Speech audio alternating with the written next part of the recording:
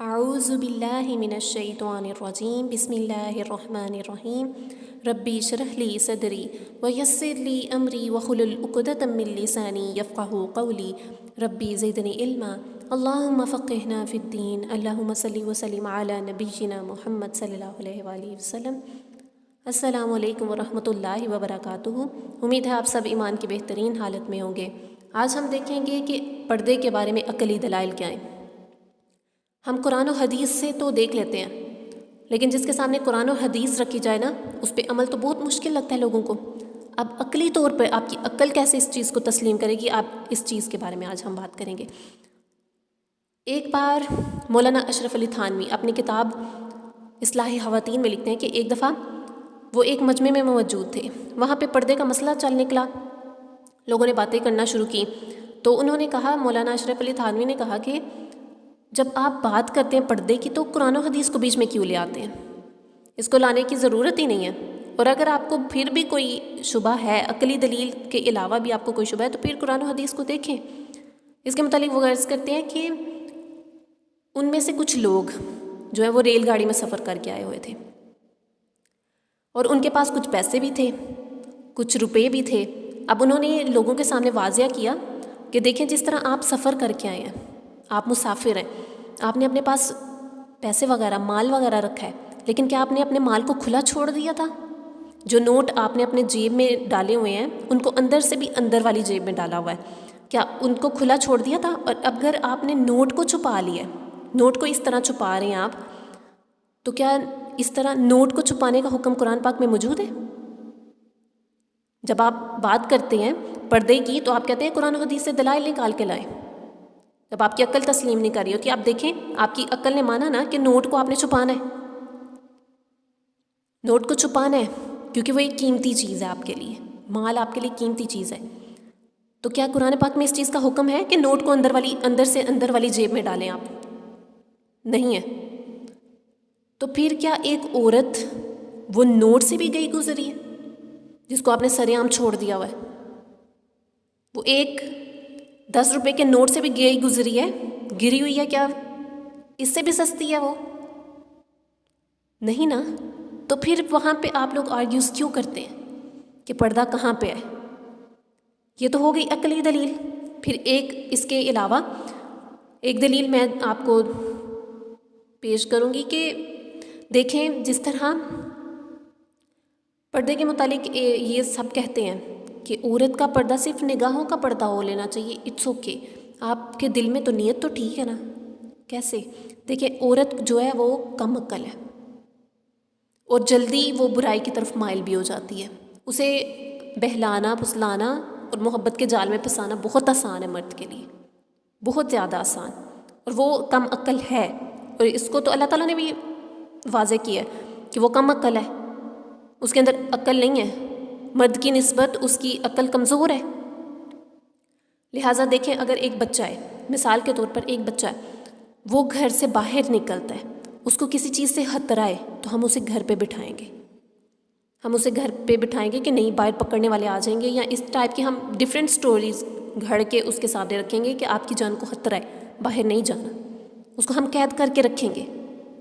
اسی طرح ایک عورت بھی ہے، اس نے بھی اپنے آپ کو قید کر کے رکھنا ہے مرد کی نظروں سے، کیونکہ وہ بھی کم عقل ہے، وہ بھی مرد اسے اپنی طرف ٹریپ کرے گا اگر وہ نکلے گی ایسے بے پردہ ہو کے گھر سے باہر۔ تو جس طرح کڈنیپرز ہیں نا، اسی طرح یہ مرد بھی ہیں ہمارے لیے، وہ بھی آپ کو کسی نہ کسی طرح ٹریپ کر لیتے ہیں۔ نامحرم مردوں کی بات کر رہی ہوں میں، آپ اس طرح بے پردہ ہو کے باہر جائیں گی، ان کے لیے تو آسان ہو جائے گا آپ کو ٹریپ کرنا، ان کے لیے تو بہت آسان ہو جائے گا کہ آپ کے ساتھ جو مرضی آئے کرے۔ پہلے زمانے میں ایسا ہوا کرتا تھا کہ ہر عورت کے ساتھ، ایک عورت کے ساتھ کئی مردوں کے تعلقات ہوتے تھے، کئی۔ ہمارے دین نے اس چیز کی اجازت نہیں دی ہمیں۔ وہ کس وجہ سے ہوتی تھی؟ کیونکہ وہ بے پردہ ہوتی تھیں، بناؤ سنگار کر کے پھرتی تھیں، لوگوں کو اپنا آپ دکھاتی تھیں، زیب و زینت کیا کرتی تھیں، تبرج کر کے باہر نکلتی تھیں، اس وجہ سے۔ لیکن اسلام نے عورت کو یہ مقام نہیں دیا، اسلام نے تو بڑی حیا کا دامن تھاما ہے۔ الحیاء من الایمان، حیا ایمان سے ہے، اور جس میں حیا نہیں آتی وہ جو جی میں آئے کرے، پھر جس میں حیا ہی نہیں ہے وہ جو چاہے کرے، اس کا تعلق ایمان سے نہیں ہے۔ تو اللہ تعالیٰ ہم سب کو پردہ کرنے کی توفیق عطا فرمائے۔ اب آ جاتا ہے شرعی دلیل۔ شریعت میں تو بہت سارے دلائل ہمیں مل جاتے ہیں، قرآن و حدیث کی نص سے ہمیں بہت کچھ پتہ چل جاتا ہے۔ اللہ تعالیٰ فرماتے ہیں مال اور بیٹے دنیاوی زندگی کی زینت اور آرائش ہے۔ جو ہمارے مال ہیں اور بیٹے ہیں، البنون کا لفظ استعمال ہوا نا، آپ کے بیٹے، المال والبنون زینتہ الحیات الدنیا، مال اور دنیا، آپ کے جو بیٹے ہیں وہ دنیاوی زینت اور آرائش ہے، وہ آپ کی زندگی کے لیے زینت اور آرائش ہے۔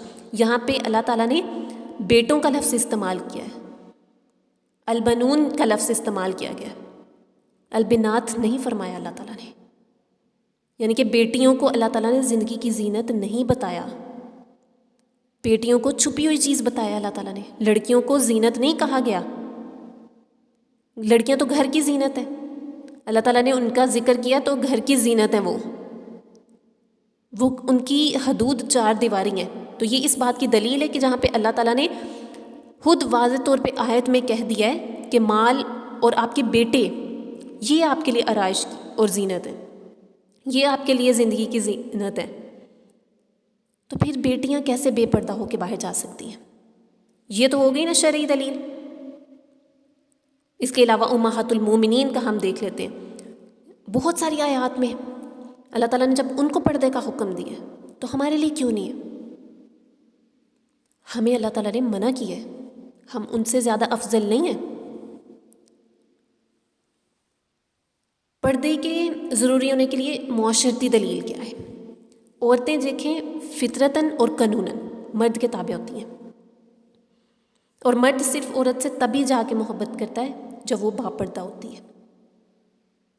پھر وہ اگر کہیں گے نا سب کے نہیں فیشنیبل عورتوں کو زیادہ پسند کیا جاتا ہے، اور حجاب آپ نہیں لیں، میک اپس کریں اور جیسے مرضی آپ بن سنور کے جائیں، وہ زیادہ آپ کو اٹریکشن ہوتی ہے۔ واقعی اس میں اٹریکشن ہے، واقعی ہے، جینز پینٹس میں، اور آپ جس طرح آپ کی بھی ریشمی لباس پہن کے، بال کھول کے، میک اپس کر کے، ہائی لائٹرز اور لپسٹکس سب کچھ لگا کے آپ باہر جاتی ہیں، واقعی اس میں اٹریکشن ہے۔ لیکن جو مرد آپ سے حقیقی طور پہ آپ کا خیر خواہ ہوگا نا، وہ آپ کے پردے کی تلقین کرے گا، کہے گا کہ پہلے پردہ کر کے آؤ، جاؤ۔ یہاں پہ شوہر کی بات کر رہی ہوں میں، جب وہ آپ کو پردے کا حکم دے رہے ہیں نا تو آپ پہ فرض ہے۔ جب شوہر کہہ رہا ہے تب واجب نہیں، تب فرض ہو گیا، کیونکہ حکم دیکھیں اللہ تعالیٰ کے بعد آپ کے شوہر کا ہے۔ ایک طرف تو اللہ تعالیٰ نے آپ کو پہلے سے ہی حکم دے رکھا ہے، اور اوپر سے آپ کا شوہر بھی آپ کو کہہ رہا ہے کہ یہ کرو کیونکہ اسے پسند ہے، تو آپ پہ تو فرض ہے۔ اور اگر آپ اس کے باوجود اسی طرح چلی جاتی ہیں تو آپ گناہ کی مرتکب ہیں۔ پھر جو چیز فرض ہو جاتی ہے نا، فرض کو جو جٹلاتا ہے وہ پھر کفر کے دائرے میں آ جاتا ہے۔ جس پہ فرض ہو گیا، واجب ہونے پہ کفر کا فتویٰ نہیں لگتا، تب آپ کو سزا ضرور ملتی ہے لیکن کفر کا فتویٰ نہیں لگتا۔ لیکن فرض ہونے کے باوجود جب آپ فرض کو ترک کر دیتے ہیں تو پھر آپ کافر ہیں، پھر تو کافر ہو گئے نا۔ تو اللہ تعالیٰ ہم سب کو اس چیز سے بچائے، ہم سب کو عزتوں کی حفاظت کرنے والا بنائے، ہم سب کو پردہ کرنے کی توفیق عطا فرمائے۔ ایک یورپین عورت تھی، انہوں نے پردے کے بارے میں نا اپنے اخبار میں ایک تقریر شائع کی، اور انہوں نے یہ لکھا ہوا تھا، اس میں جب میں نے پڑھا تو اس میں یہ لکھا ہوا تھا کہ جو عورتوں کو بے پردگی یعنی کہ ان کو بے پردہ کرنے کی کوشش کی جاتی ہے نا، یہ ان کے لیے ان کی صحت کے لیے بھی اور ان کے کردار کے لیے بھی سخت مضر ہے۔ کیونکہ جو مرد ہوتا ہے، چاہے کسی طرح کے بھی مرد لے لیں آپ، وہ ہمیشہ، ویسے تو ناجائز تعلقات انسان قائم کر لیتا ہے، نعوذ باللہ، بہت ساری اس طرح کے واقعات ہوتے ہیں، روز بروز ہوتے آ رہے ہیں، شروع سے ہی ہیں، اب ذرا میڈیا نے زیادہ اٹھا دیا ہوا ہے، ورنہ تو شروع سے ہی ہے، اسٹارٹ سے یہ سب کام چلتے آ رہے ہیں۔ اس کی وجہ کیا ہے؟ اس کی وجہ پیچھے بے پردگی ہے۔ جب پہلی عورت ہی اگر پردہ کرنا سٹارٹ کر دیتی نا تو کسی مرد کی مجال نہیں ہوتی کہ اسے ورگلا لے۔ کسی مرد کی اتنی ہمت نہیں ہوتی کہ کسی مسلمان عورت کو دیکھ کے اس کی طرف عجیب نظروں سے دیکھے، لیکن یہ خود عورت نے اپنے لیے یہ فتنہ کھڑا کیا۔ ایک عورت ہی عورت کی دشمن ہے۔ یہ جو بے پردہ ہو کے باہر پھر رہی ہوتی ہیں، انہیں کیا لگتا ہے کہ ہمیں اللہ تعالیٰ بخش دیں گے؟ بڑا آسان بنایا ہوا ہے اس چیز کو کہ کوئی بات نہیں، یہاں پہ ہم بال کھولیں، زیب و زینت اختیار کریں، آگے جا کے تو ہمارے نبی نے ہمیں بخشوا لینا ہے، کوئی بات نہیں۔ تو وہاں پہ شرمندگی نہیں ہوگی ہمیں کہ ایک طرف اللہ کے رسول صلی اللہ علیہ وآلہ وسلم، دوسری طرف اللہ تعالیٰ ہوں، درمیان میں کٹہرے میں آپ کھڑی ہوں اور پردے کے بارے میں سوال کیا جا رہا ہو، تو شرم نہیں آئے گی؟ کیا جواب دیں گی وہاں پہ؟ کیا کہیں گی کہ صرف اور صرف دوسروں کو اٹریکٹ کرنے کے لیے میں نے یہ سب کچھ کیا تھا؟ صرف اور صرف 2 منٹ کی لذت کے لیے، 2 منٹ کی دنیا کے لیے میں نے یہ سب کچھ؟ صرف اور صرف انسان اپنے نفس کو سیٹسفائیڈ کرنے کے لیے اتنا کچھ کر جاتا ہے۔ یہ نفس انسان کا سب سے بڑا دشمن ہے۔ ہم عورتوں کا سب سے بڑا دشمن نفس ہے۔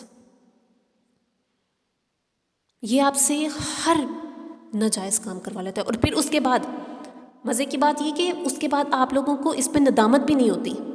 اور جب آپ کسی باپردہ خاتون کو دیکھ لیتے ہیں، وہ نقاب میں سے اگر کھا رہی ہو، وہ کسی فنکشن پہ ہو، وہ کسی ادارے میں گئی ہو، کہیں پہ بھی موجود ہو، اور اسے دیکھ دیکھ کے ہنس رہی ہوتی ہیں کہ یہ دیکھو یہ کیا لگ رہی ہے، تو واللہ ہی قیامت کے دن وہ عورت آپ پہ ہنسے گی کہ تم لوگ کیا تھے دنیا میں تو بڑے فیشن کیے ہوئے تھے، اب کیا ہوا؟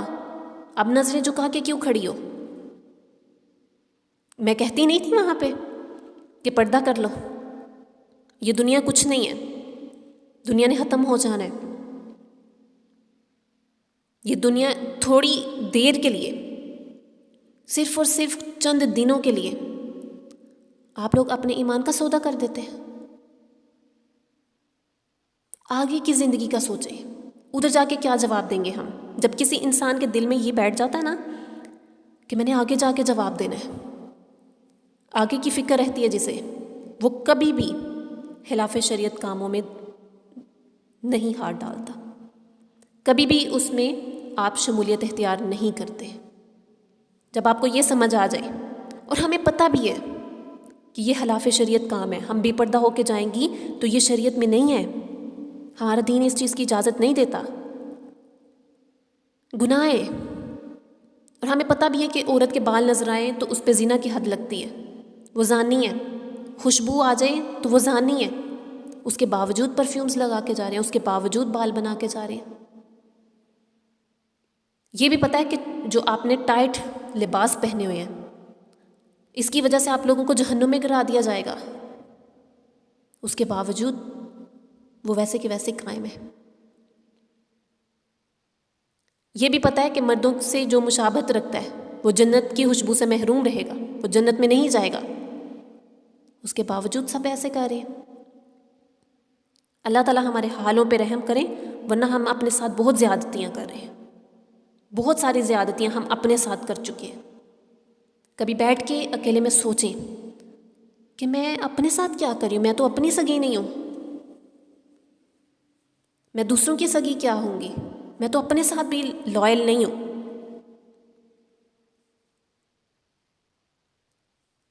اپنے ساتھ جو لائل نہیں ہو سکتا وہ دوسروں کا کیا خیال رکھ سکتا ہے؟ پھر اس عورت نے، وہ یورپین عورت جو تھی، اس نے جب اپنے اخبار میں یہ لکھا نا تو اس کے ساتھ یہ بھی لکھا کہ کچھ بھی ہو جائے لیکن مرد ایسی عورت کو، جو ایشینز ہوتی ہیں عورتیں، وہاں کے مرد ایسی عورت کو ہی پسند کرتے ہیں جو باپردہ ہو۔ تھوڑی دیر کے لیے تو وہ آپ کے ساتھ ریلیشن میں رہ لیں گے، پھر بعد میں چھوڑ کے ایسی عورت سے شادی کریں گے جو باپردہ ہوگی۔ جو باحیا ہوگی، بیوی انسان کو وہی چاہیے ہوتی ہے جو پردے والی ہو، کیونکہ اسے پتہ ہوتا ہے کہ آگے اسی سے نسل ہے۔ یہ جو مرد ہوتے ہیں نا بہت تیز ہوتے ہیں، ان کو بس عورت کو ٹریپ کرنا ہوتا ہے کسی طرح بھی، اور وہ ان سے شیطان کروا رہا ہوتا ہے۔ شیطان جب اور کچھ نہیں کروا سکتا نا، تو ہمیں ایک دوسرے سے اس طرح سے غلط کام کرواتا ہے۔ وہ ہم سے اللہ کے علاوہ کسی کی عبادت نہیں کروا سکتا، لیکن وہ لڑائیاں ڈلواتا ہے، وہ فساد کرواتا ہے، وہ بے پردگی کرواتا ہے، اور اس کے ذریعے وہ خوش ہوتا ہے کہ یہ کام ہو رہا ہے۔ دیکھیں اللہ تعالیٰ، میں آپ سے کہہ کے آیا تھا نا کہ آپ کی جو مخلوق ہوگی اس کو ورگلاؤں گا، تو دیکھیں آپ کے بندے بہک گئے، آپ کی بنائی ہوئی عورتیں بہک گئی ہیں، اور ان کو میں نے دنیا میں لگا دیا، دنیاوی زیب و زینت آرائشوں میں، اور اس قدر وہ خوش ہیں کہ اس نے کبھی تمہیں یاد ہی نہیں کیا۔ تو اللہ تعالیٰ ہمیں ڈیل دیے ہوئے ہیں کہ کر لو جو کرنا ہے، تھوڑی دیر ہے، واپس میرے پاس ہی آنا ہے۔ انا للہ و انا الیہ راجعون، بے شک ہم نے اسی کی طرف لوٹ کے جانا ہے۔ اور اس کے باوجود، ہمیں پتہ ہونے کے باوجود،